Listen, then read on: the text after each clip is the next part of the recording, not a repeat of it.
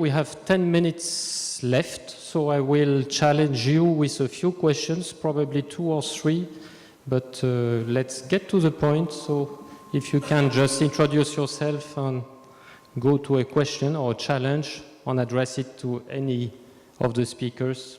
I have a microphone, but there is another one here.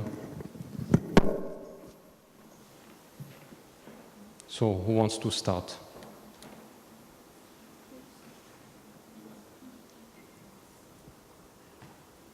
Always difficult because this was, let's say, a full mosaic of different elements which are all related with innovation and regions. 2 people here.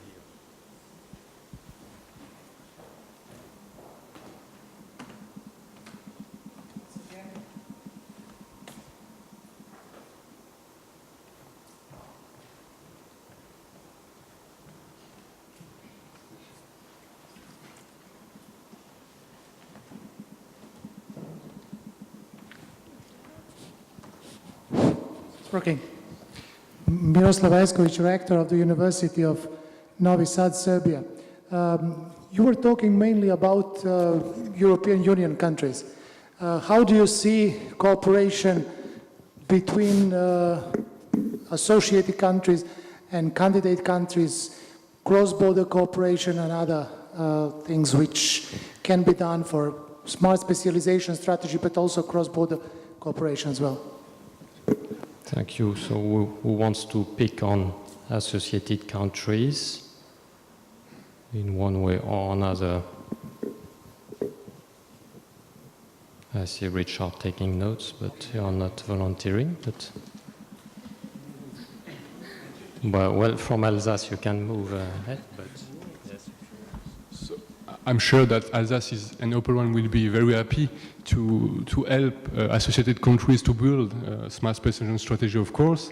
And I think we can also count on the smart specialization strategy platform that, with the work done in Sevilla, should give good guidelines for innovative region and for associated country.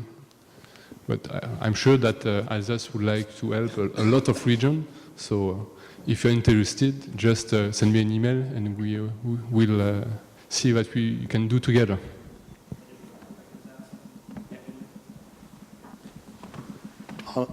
Kieran Darrell, DG Yes. Research. Just on that specific point, we are working indeed to see how, in the context of enlargement and candidate countries, we can pass the smart specialisation message. And something for the agenda is that in the middle of June in Tirana, there is a meeting of the West Balkan group. And in that meeting, we will be making a presentation. We will be explaining how, even though one may not be actually in the European Union, in the structural funds, you can still exploit smart specialisation as a means of working out how best to use the resources that are available. Okay, so somebody else. Yes, sir, in the middle.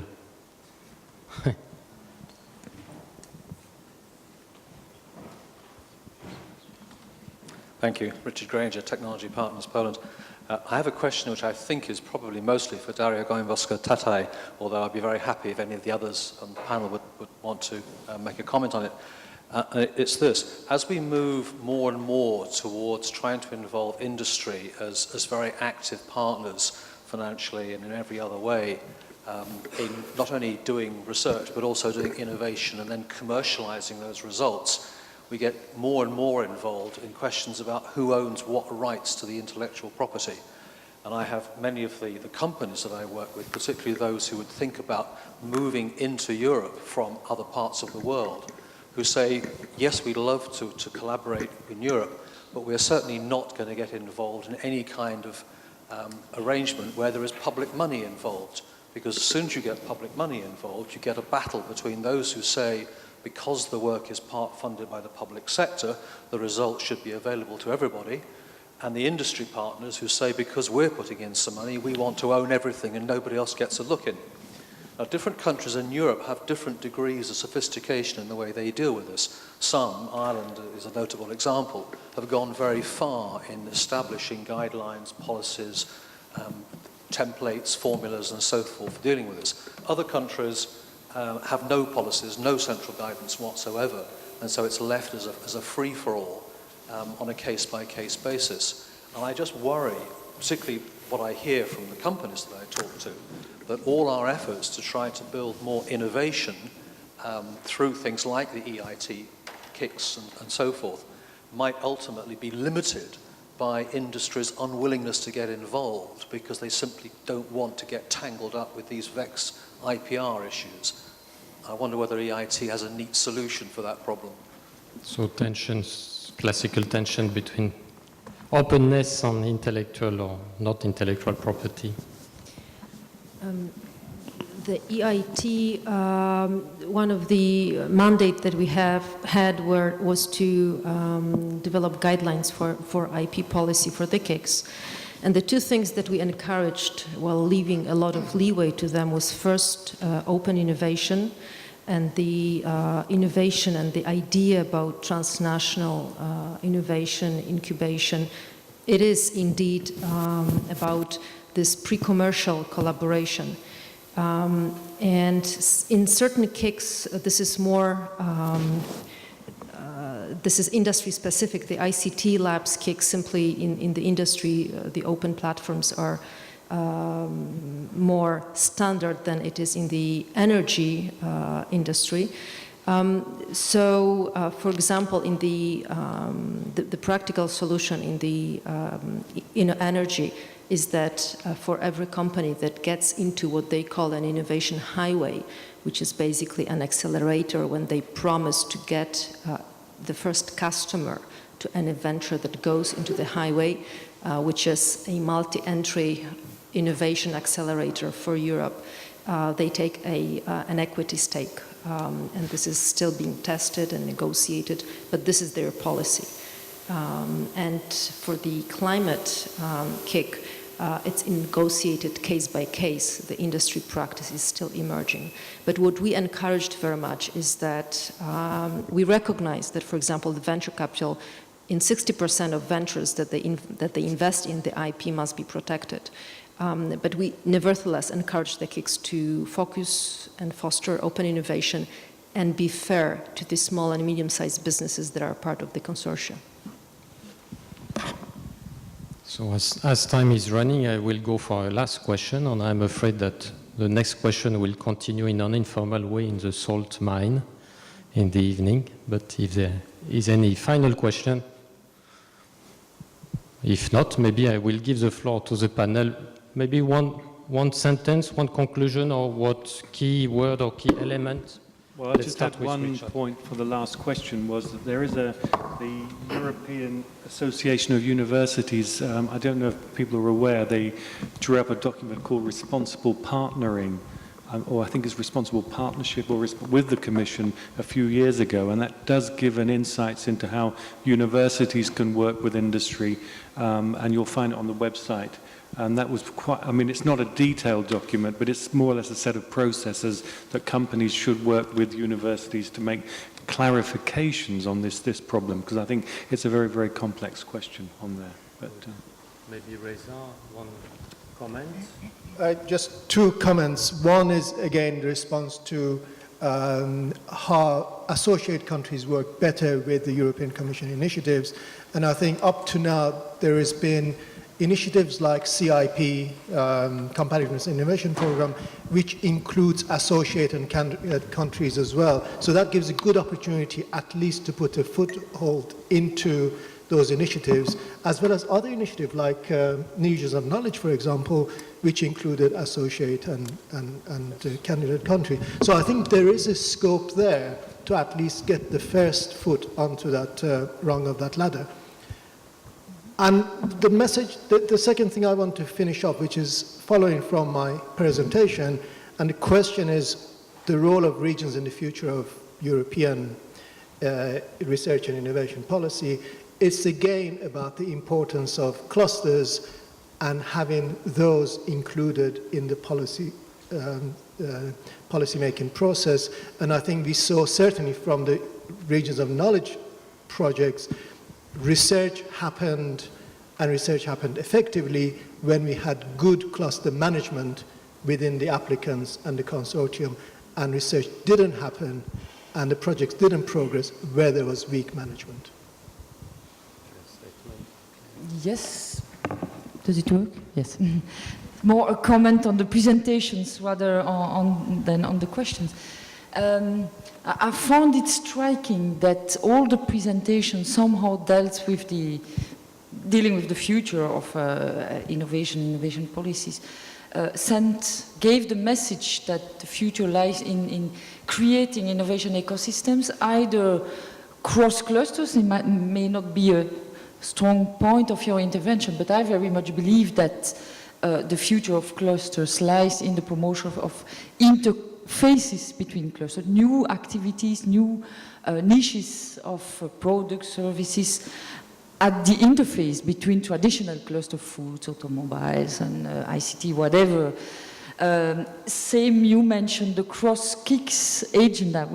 Your last point was about developing interactions between those fields covered by the KICs, and of course the cross-borders was very much about developing those innovation at the interface, and I think that is the future, but the difficulty, for example, referring to your last presentation, is how to move from projects, factories, to sustainable systems. One of the previous speakers in the previous session raised this question: what do we do when the funding, the seed funding, especially from the EU, is finished? So how do you move from this to structural partnerships? And perhaps for the accession countries, I don't have experience working with those countries, but I think a potential value is in bringing this diversity, the change, the variety, because within the old Europe, partners, universities, companies tend to know each other more and more, and maybe be inbreeded into, same avenues. So having newcomers, I think, is an opportunity to open ways to much more creative undertakings. But it's a potential, it's not easy to reach. I think we need to be open and say that there is no definite answers yet how to harness the potential of the EIT and the KICs to develop the regions. This is still in the making, and we are still trying to understand, after 2 years only of operating the KICs, what works, what doesn't work. And there are some patterns emerging and some success stories emerging and failures as well. We need to collaborate and understand how to make regions benefit, and not that we have these networks in Europe, but actually they are harnessed in very different parts of the world, not in Europe. So let's think how Innovation Union and the EIT can make it happen to exploit the results of our investments in innovation. So yeah, as I said, cross-border cooperation is really an asset, but of course it's not doing by itself. Regional authorities interface to build nice project, and of course if project is not sustainable, it's for nothing. So we are really organizing on this point in Alsace and Upper Rhine, and I can tell you that, for example, for Trion, they were initiated by Interreg 4E, and then the SMEs and the public authorities decided to follow the project because it was an answer to a real lack in the Upper Rhine for energy cooperation in the field. It's the same for the S-Life project, one of the Region of Knowledge project led by the Vehicle of the Futures.